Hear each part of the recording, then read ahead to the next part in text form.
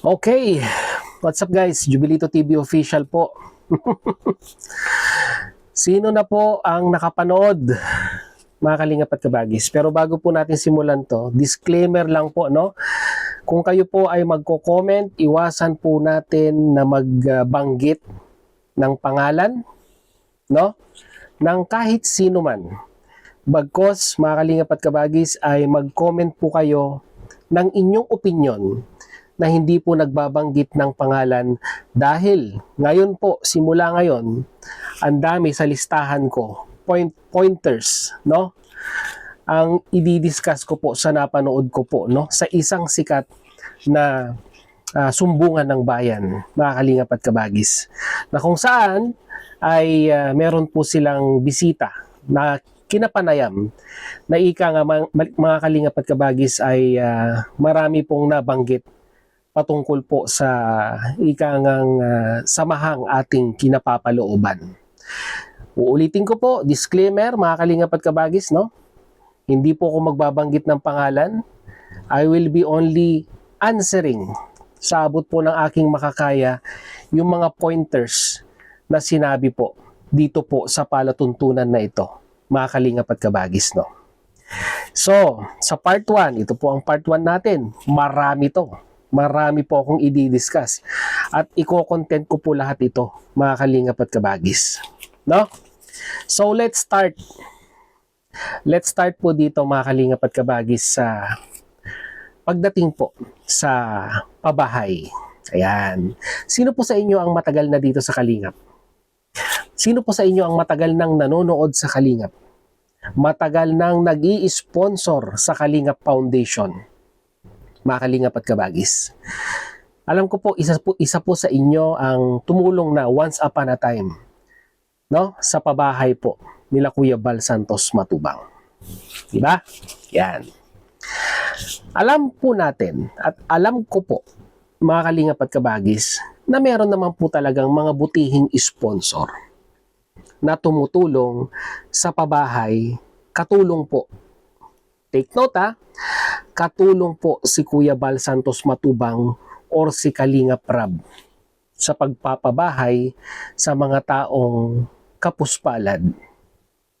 In short, mga beneficiaries po ng Kalingap. Ito lang, simpleng katanungan lang po ito, mga kalingap at kabagis. Meron po ba kayong kilalang ikangang beneficiaries ng Kalingap na mismong yung sponsor ang gumastos all way through, mga kalingap at kabagis?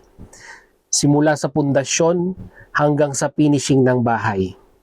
Ito ay matagal na, sa katanungan ko po ito sa mga matagal na po sa matagal na pong sumusuporta at nanonood sa Kalingap. Meron po ba kayong nabalitaan na nag-shoulder, na nagsosolo or group of sponsors na ika nga ay sila mismo yung nagpatayo at walang partisipasyon in regards sa financial ang isang Bal Santos Matubang at Kalingap Rab? Meron po ba o wala? Pag meron po, mga kalingap at kabagis, ay ilagay nyo po sa ating comment section, no? Pero, wag po kayo magbabanggit ng pangalan dahil wala po akong binabanggit, mga kalingap at kabagis. So, ito na nga, no? Base po kasi dun sa napanood ko, no? Ay, yun daw pong mga pabahay, mga kalingap at kabagis, ay, and I quote, bahay na binigay ng sponsor. Doon po ako nalula, mga kalingap at kabagis. Kasi napaka-generous naman po ng sponsor na ito, na shinolder lahat yung pagpapagawa ng bahay. Pero hindi po ganun mga kalingap at kabagis, ang kalakaran dito sa community ng Kalingap. Diba? Ang kalakaran dyan, syempre po, may ambag din ang Kalingap partners. To be specific, si Kuya Bal at si Kalingap Rab. For example, mga kalingap at kabagis, no? For example na lamang po, di ba? Halimbawa, si Kalingap Rab ay nagpabahay ng worth, example lang po ito worth 10 million pesos, no? Sino po kayang sponsor ang mag-shoulder ng halagang 10 milyong piso sa isang beneficiaries para lamang po sa pabahay? Maybe, meron, maybe wala. Pero, mga kalingap at kabagis, wala po. Wala pong ganon. Dahil ang nangyayari po, mga kalingap at kabagis, ay nagbibigay at mag-aabot pa rin ang isang Bal Santos Matubang at Kalingap Rab dyan sa pabahay na yan, katulong po ang mga sponsor.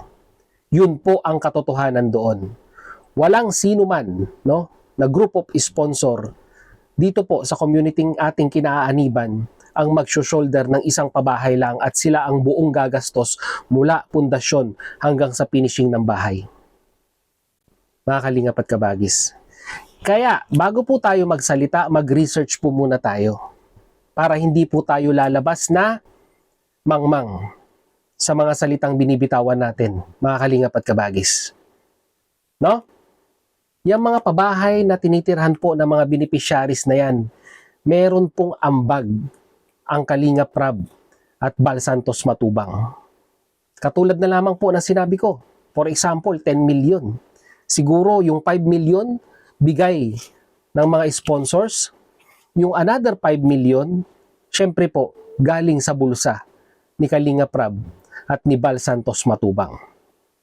Patunayan niyo po yan, no? Sa nagsasabi na ika nga, yung mga pabahay na yan ay mismong nanggaling lamang po sa isang sponsor or group of sponsor. Dahil unang-una po sa lahat, pwede pong magreklamo si Kuya Bal at si Kalingap Rab dyan. Ano pong reklamo, mga kalingap at kabagis? Abay, di ba?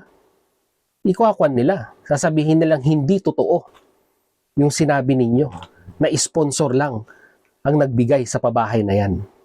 Mabigat pong akusasyon yan, mga kalingap at kabagis, na binibitawan po natin, na sinasabi po natin na yung pabahay ng mga beneficiaries in general, mga kalingap at kabagis, ay ang nag-shoulder lamang po ay mga sponsor. It is a very big accusation na binabato po natin sa isang foundation. Foundation baga ang kalingap? Mga kalingap at kabagis? Saan po tayo nakakuha ng istorya na ang sponsor lamang po ang gumagastos sa pabahay na ginagawad po ng Team Kalingap sa kanilang mga beneficiaries? Mag-isip-isip, mga kalingap at kabagis. Dahil sa mga sinasabi po natin na hindi po natin pinag-iisipan at hindi po natin sinasaliksik, baka mapahamak po tayo. Yun lamang po, mga kalingap at kabagis. And my 8 minutes, time's up. Gaya ng dati, mag-comment po kayo at abangan nyo ang aking part 2 sa ating listahan. Hanggang dito na lang, Jubilito TV Official. At muli, ayusin ang pagko-comment, huwag magbabanggit ng pangalan dahil wala po akong binabanggit na pangalan dito. I'm just speaking in general. So hanggang dito na lang, mga kalingap at kabagis. Bye-bye.